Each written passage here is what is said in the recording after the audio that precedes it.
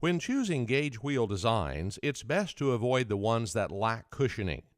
The one shown here is solid rubber without any internal air cavity, which means they are a lot harder and the soil has less opportunity to push back, which worsens the compaction of the sidewall.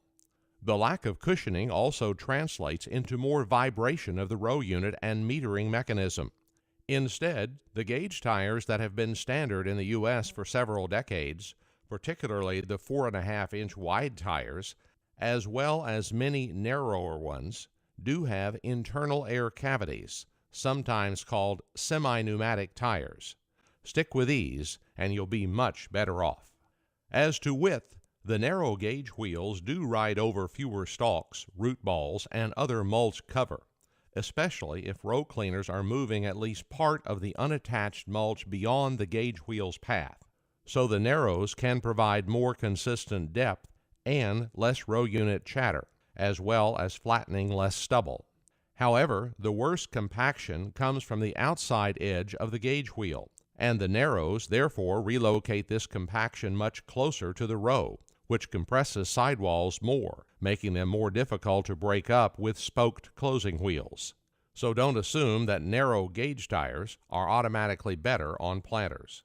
Maintaining sidewall integrity also requires that a gauge wheel's inner lip be up against the blade during planting. That last part is key, during planting.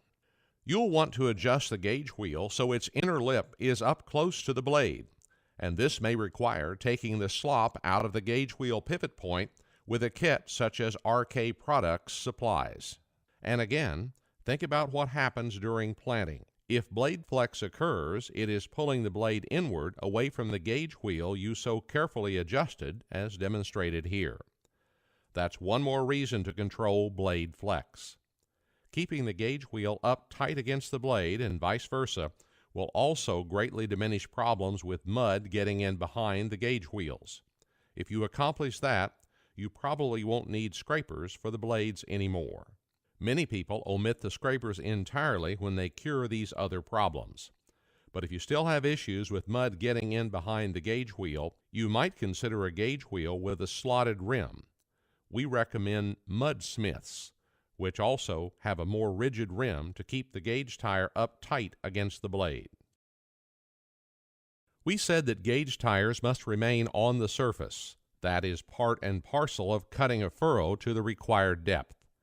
If your furrow depth varies, then the gauge wheel must not be staying firmly in contact with the soil surface. In order to have sufficient downforce on the row unit to cut the proper depth, you will need to evaluate the down pressure mechanism on your row units as well as the amount of frame weight you have available.